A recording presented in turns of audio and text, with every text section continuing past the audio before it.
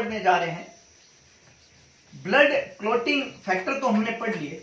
अब जो ब्लड की जो क्लोटिंग होती है वो क्लोटिंग मैकेनिज्म क्या रहती है ना। क्लोटिंग फैक्टर के बारे में तो हमने पढ़ लिया।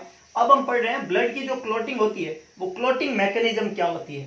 Blood clotting mechanism, clotting factor को हमने यहाँ पे क्लोटिंग फैक्टर को हमने पहले पढ़ा और क्लोटिंग फैक्टर में हमने पढ़ा कोएगुलेशन क्या होता है, ब्लड क्लोटिंग क्या होती है और क्लोटिंग फैक्टर कौन कौन से होते हैं, उनके नाम क्या होते हैं और उनको याद कैसे रखना है। अब ये जो क्लोटिंग फैक्टर है ये किस तरीके से ब्लड का क्लोटिंग करते हैं या कोएगुलेशन करते हैं और किस तरीके से जो सोल्यूबल फिब्रिनोजन है उसको इनसोल्यूबल फिब्रिन के अंदर कन्वर्ट करते हैं, इसके बारे में हम पढ़ेंगे। तो यहाँ पे हम जो अब अगला जो हमारा टॉपिक है वो है कोएगुलेशन या क्लोटिंग मैकेनिज्म। क्या है? Clotting mechanism. क्लोटिंग मैकेनिज्म जो है वो तीन स्टेप के अंदर होती है। तीन स्टेप के अंदर होती है क्लोटिंग की मैकेनिज्म, जिसका सबसे पहला स्टेज है formation of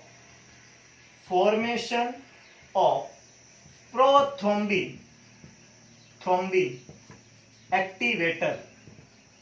formation of prothrombin activator. Clotting की जो मैकेनिज्म है वो तीन स्टेज में होती है, जिसकी पहली स्टेज है formation of prothrombin activator. Prothrombin activator जो होता है वो दो वे के अंदर बनता है, 2 वेज। इसका फॉर्मेशन 2 वे में होता है, 2 मैकेनिज्म के द्वारा होता है। पहली मैकेनिज्म जो होती है उस मैकेनिज्म को हम एक्सट्रिंसिक पाथवे कहते हैं, एक्सट्रिंसिक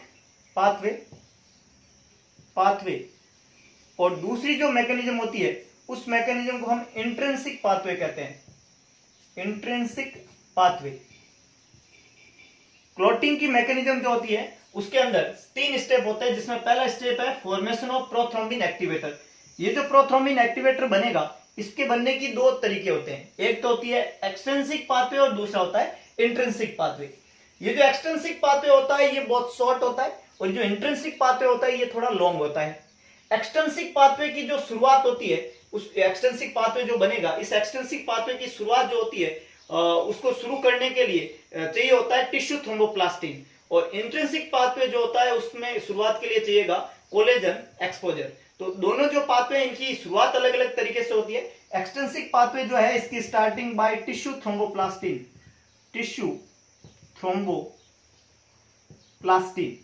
और जो इंट्रिंसिक पाथवे इसकी शुरुआत होती है बाय कोलेजन एक्सपोजर। इसकी शुरुआत होती है कोलेजन एक्सपोजर से, इसकी शुरुआत होती है टिश्यू थ्रोम्बोप्लास्टिन से। एक्सटेंसिव पाथवे जो होती है इसका पाथवे बहुत शॉर्ट होता है।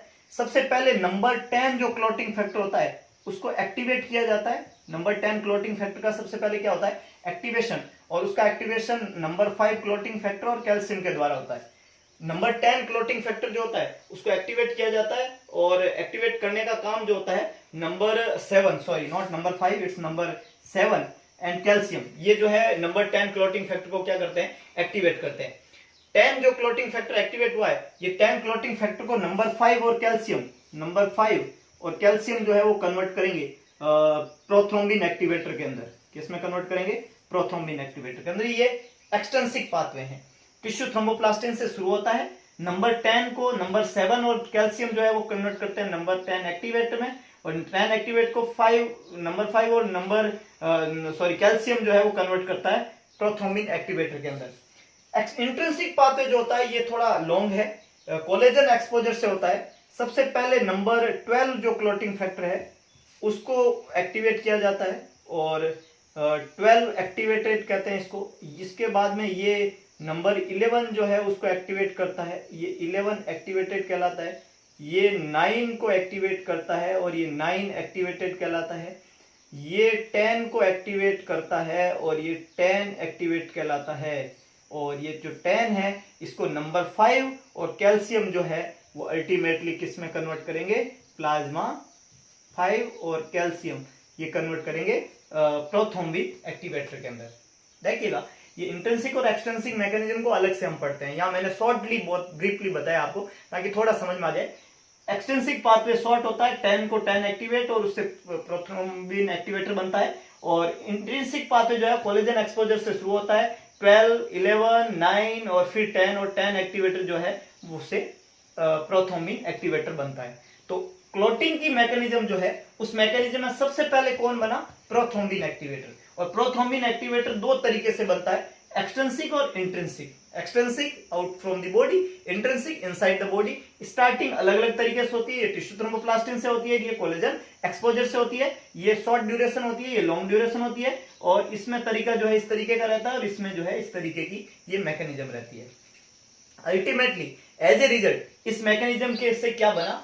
Prothrombin activator. तो सबसे पहली मैकेनिज्म थी क्लॉटिंग की मैकेनिज्म में बनता है prothrombin activator by two mechanism, one is extrinsic pathway और second one is intrinsic pathway. जब प्रोथ्रोम्बिन एक्टिवेटर वहां पे बन जाता है तो फिर दूसरा चीज रहेगा, और दूसरा होता है conversion of prothrombin into thrombin. Prothrombin जो है वो सेकंड नंबर क्लॉटिंग फैक्टर है, सेकंड, इसको हमने नाम दिया प्रोथ्रोम्बिन। ये जो सेकंड क्लॉटिंग फैक्टर है प्रोथ्रोम्बिन, इस प्रोथ्रोम्बिन को थ्रोम्बिन में कन्वर्ट करने के लिए क्या चाहिए? Prothrombin activator. ये जो प्रोथ्रोम्बिन एक्टिवेटर है ये एक्टिवेट करेगा किसको? प्रोथ्रोम्बिन को, और किस में कन्वर्ट करेगा? थ्रोम्बिन के अंदर, with the presence of vitamin के। वेरी गुड, हमने अभी पढ़ा विटामिन के जो है वो सेकंड नंबर क्लॉटिंग फैक्टर के एक्टिवेशन में मदद करता है। तो प्रोथ्रोम्बिन एक्टिवेटर जो है वो प्रोथ्रोम्बिन को किस में कन्वर्ट करेगा? थ्रोम्बिन के अंदर, with the help of vitamin के। ये सेकंड मैकेनिज्म। पहली थी प्रोथ्रोम्बिन एक्टिवेटर का फॉर्मेशन होना, और दूसरा हो गया प्रोथ्रोम्बिन का किस में कन्वर्ट होना? थ्रोम्बिन के अंदर। तीसरा यहां पे रहता है conversion of fibrinogen into fibrin. Conversion of fibrinogen into fibrin. Fibrinogen जो होता है वो फर्स्ट नंबर क्लॉटिंग फैक्टर है, फर्स्ट नंबर क्लॉटिंग फैक्टर है फिब्रिनोजन। और ये फिब्रिनोजन जो है, इस फिब्रिनोजन का किस में कन्वर्ट होना? फर्स्ट नंबर एक्टिव फॉर्म है फिब्रिन में कन्वर्ट होना। ये जो फिब्रिनोजन है ये कैसा है? सोल्यूबल। और ये फिब्रिन जो है ये कैसा है? इनसोल्यूबल। ये क्या बनाएगा? मैस। और इससे क्या बनेगा? क्लॉट या थ्रोम्बस, कुछ भी बोलो। Now conversion of fibrinogen into fibrin is the third mechanism. Soluble fibrinogen convert into the insoluble fibrin.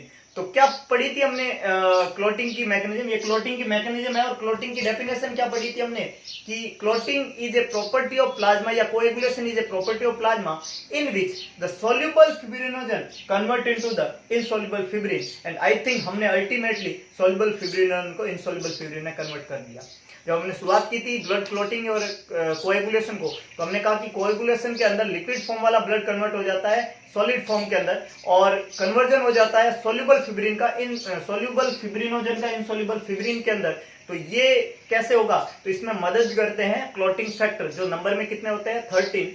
Fibrinogen, prothrombin, thromboplastin, calcium level stable, anti haemophilic factor, Christmas, Stuart Prower, plasma thromboplastin, Hageman's factor and fibrin stabilising factor.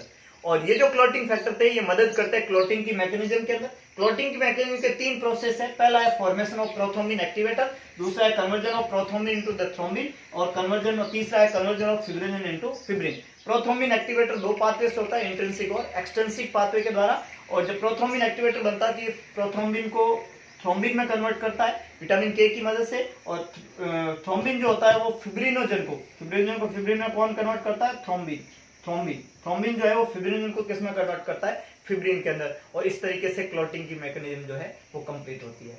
तो I think आपको अच्छे से समझ में आया होगा कि coagulation क्या होता है, और कोएगुलेशन के प्रोसेस के अंदर क्लॉटिंग फैक्टर का क्या रोल है, क्लॉटिंग टाइमिंग क्या होता है, और कोएगुलेशन की मैकेनिज्म किस तरीके से रहती है, और इंट्रिंसिक और एक्सट्रिंसिक मैकेनिज्म को ब्रीफली हमने यहाँ पे पढ़ा।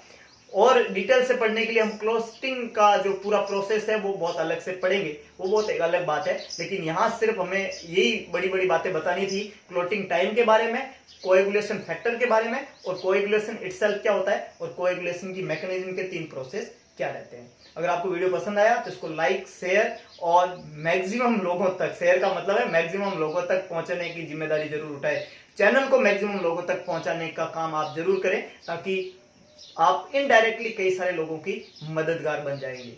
धन्यवाद।